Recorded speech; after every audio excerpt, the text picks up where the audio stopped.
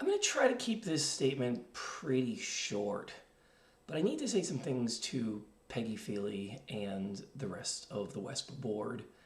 And I've made a number of acerbic posts on social media very recently, including one in which I outright dropped an F-bomb on Peggy, who was not part of the conversation before I pulled her in by addressing her there.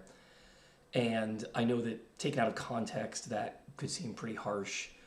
I am not apologizing for it. I'm just giving a little bit of explanation of the context of why I did that. But this is also delicate, and I'm trying to handle this in the most delicate way possible. And that I've been friends with Peggy for a long time, but I was extremely unhappy with how she handled the situation of the Budapest tournament. And I don't just mean our interactions in Budapest. I mean some of the correspondence that we had in the months before I flew over to Budapest, and what it ended up leading to in terms of our interactions in Budapest as well. And I have addressed this with her privately in emails, and I did get to a place where I did not think that it was going to be entirely possible to resolve things just between the two of us. We needed to pull in a mediator, and I did pull in Anand Budev as a mediator, sort of. I actually shared a number of the correspondences that I had with Peggy with him, and asked him if he would talk to her. And I know that they have had some conversations about this. I have no idea how in-depth those conversations have been. But I also know that Peggy was someone who really did not want me to share publicly the correspondence that she made to me. And I'm trying to respect her privacy here. And I'm doing something similar to what I did with the situation with Heather McCall, in that I'm going to give a little bit of context of that conversation overall, but then just share the text of a particular email that I sent her that I think is very relevant without divulging the details of the things that she sent to me. But as I said, I do want to give a little bit of context overall. And by the way, I am drinking a glass of water from my Berlin mug, which was gifted to me by Peggy at the last Scrabble tournament I ever played in, which was the Continental Scrabble Championship in Berlin. And I know that Peggy has been very involved in the Continental Scrabble Championship all around Europe. I didn't actually know going into the Budapest tournament that she was sort of co-directing with Ferenc and had been the one who sort of guided him into the role of being the director of that. That was only something I sort of found out after I got to Budapest. And prior to that, all of my contact that I thought had any impact on the actual tournament and the relationship with the directors there was only my contact with Ferenc. I did not know that Peggy was also going to be in a co-director role there. But I did at some point earlier, I believe it was in May of 2025, reach out to Peggy in some way to see if she could communicate with the WESPA board, intercede with them, and try to get some motion on allowing me to play in this tournament, since I felt that it was very unfair and unethical how WESPA had been using what were clearly underhanded and unfairly done decisions by only North American Scrabble associations to ban me from Scrabble in the rest of the world. And I knew very well that in going to that tournament in Budapest, none of the people in North America had a problem with me or even going to be there. And it was just a matter of me trying to play Scrabble with a group of people I've been playing with for a long time and had no problems with. But Peggy was very averse to helping me, and at first didn't respond to some of my emails. And after I sort of pinged her again by private message and email, she ended up writing back something that was pretty unhappy with me and sort of lectured me a little bit.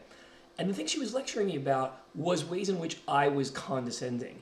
And it was particularly ways in which I was condescending some other player who had been at one of these European tournaments and made some sort of relative newcomer or intermediate player or beginner player kind of uncomfortable in being a bit pompous around my person. And I want to be clear that I do believe that Peggy was completely right in her criticism of my behavior at that particular time, that I hadn't remembered or known about the incident, but when she described it to me, I believed her, and it was something where I think I could have done better, and I did apologize to her, and I did want to apologize to the other person and improve my behavior. But this was a perfect example of Peggy thinking about things in a very illogical way, based on emotions rather than actions. She was taking a completely separate incident from any of the disciplinary stuff that had happened to me and building an emotional assumption that I was a pompous, condescending person, and that therefore I had made similar mistakes in this other story, and that was why I was being banned. That's why the other stuff was happening to me, which was not the case at all. The fact is that none of the reasons that she was applying from this other story had anything to do with why I was actually banned and what the wrongdoing had been done to me in the actual story of my banning. And I ended up writing her a pretty stern explanation in which I said, you were absolutely right to call me out on this stuff. I wish you would call me out on it sooner, but you chose the worst possible time to call me out on this. You didn't say anything years earlier when this happened when I actually could have addressed it and improved my behavior and helped repair the relationship with the other person. Instead, you addressed it during a completely separate incident that has a completely different history behind it, completely different reasons, in which I didn't do any of the sins against these people that I did against the particular person who you were upset about. And I explained that, and I thought I got to clearer terms with her on that. But I also, I had been asking her if she would possibly intercede with WESPA on my behalf, and I was basically getting from that whole conversation that it was a no, and I was fine with that. I didn't need her to intercede with WESPA, and I wasn't relying on that or planning on that in any way. I had my own plan for how I wanted to address Ferenc when I actually got to the tournament, and I ended up enlisting Anand. He and I talked and ended up approaching Ferenc together. And I did talk about this in some of my previous videos leading up to and at Budapest. And I will give some links in the description of this video about what actually happened in those interactions with Ferenc and Peggy in Budapest and how I ended up not being able to play the tournament. I don't need to rehash that whole story, but the short end of the story is that the only person who really stood in my way of me playing in the tournament in Budapest was Peggy. I do believe that there's a good chance that if Peggy was not there, if she was not the assistant director, she had not interfered and put this fear into Anand the way she did, into Ferenc the way she did, I and Anand might have quite successfully convinced Ferenc to let me play in the Budapest tournament. And it would have in a lot of ways been to the huge disadvantage of the fuckers on the WESPA board who had been trying to screw me over. They would have gotten a message from the people of Scrabble, look, we're letting Dave play in the tournament. I would have played in the tournament. It would have gone off without a hitch. Everything would have been normal. And then if the assholes on the WESPA board had refused to rate it, they would just look like even bigger assholes, even more evil than they had already looked. And the fact is that this was a case of civil disobedience that could have been very successful if not for one cowardly person, Peggy. And the entire reason that she was cowardly is because she thought there was some legitimacy behind the way that WESPA had acted toward me. She knew there was some illegitimacy to it. She knew that I'd been wronged in some ways, but she couldn't fathom how much the story against me was just completely 100% a lie and how completely dishonest and evil Chris Lipe is. And Chris Lipe's named every conversations. This is only me reading between the lines, but the thing is that when I actually got into further discussions with her in Budapest, part of what I learned is that she didn't even have a lot of the basic understanding of the story of how I'd been banned and the lies that had been told about me. And the bullshit that she actually believed about it was so far divorced from what the actual written documents said and must have just been shit that Chris was whispering in her ear. And this is what it comes down to, is that these evil fuckers can't go against someone as strong as me, so they find the weak link. They find the vulnerable person who is an idiot who sees the world in an emotional way rather than a rational way, and they find ways to play your emotions, to use your fear, and subvert the system and stab people like me behind the back. And that's exactly what happened in this story. Peggy was the weak link that enabled them to push me out of the Budapest tournament. Just like Mark Mohan was the weak link that allowed this evil lawyer, Michael Fuller, on the other side of my court case to totally fuck things up for me. And I will tell you that my anger about the situation, some of the stuff that I'm saying now and that I've said in the last few days, there is a little bit of subtext here. I did just get news from the Oregon State Bar that they have decided not to pursue any ethics complaints against Mark Mohan any further. And I haven't even read the letter in full myself yet, but I will give more of a report of this a little later on. I will say that they don't even hide the fact, they don't even deny the fact that Mark Mohan and Michael Fuller and the judge agreed to this protective order behind my back. And they basically said in their argument that essentially this is okay legal behavior for lawyers to agree to an argument like this, to agree to pass documents for attorneys only without the permission of their clients. I think it's a completely absurd thing, and I plan on highlighting the particular passages and sharing the documentation of the Oregon State Bar publicly and making this whole thing public. And I will tell you, this is not my biggest fight.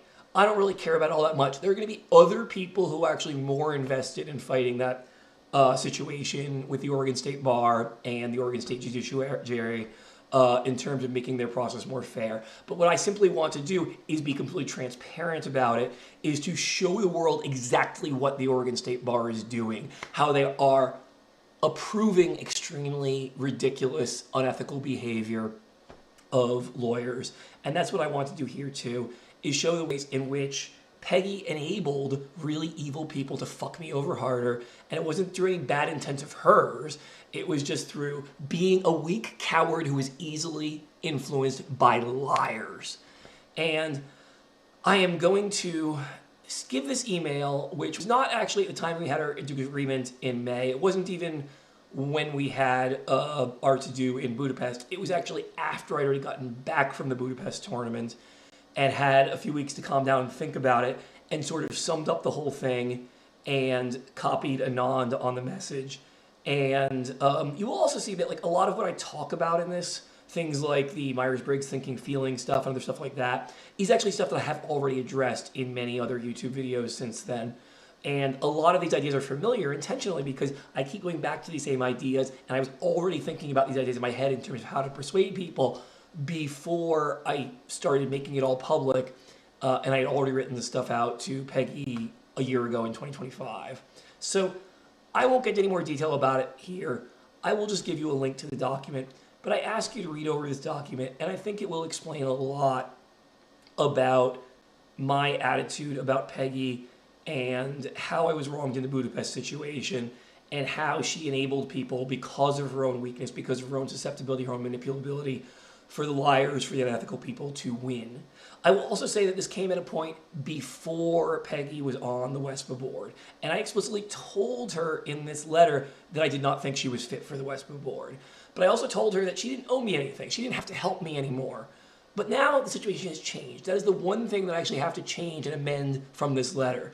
This letter was based on an assumption that Peggy was not on the WESPA board. Now, Peggy, that you are on the WESPA board, it actually is your responsibility to learn all the facts of my story and to start advocating and fighting for the truth rather than for your fucking feelings. Fuck your feelings. I don't give a shit about your feelings. You are in a position where you need to do the right fucking thing based on the facts of my story, based on the fact that I did nothing wrong and that Chris Light has behaved in absolutely immoral, dishonest ways and that I have fucking proven it. And you need to take the actions to get my bans lifted and to get him punished, because that is the way the objective facts of the story point, and I don't give a damn about your goddamn feelings. You need to tear all that incorrect scaffolding out of your head and start seeing the world the right way, seeing who is good and evil in this situation. And if you're not capable of repairing your worldview, your brain is too faulty to do the job of being on that WESPA board.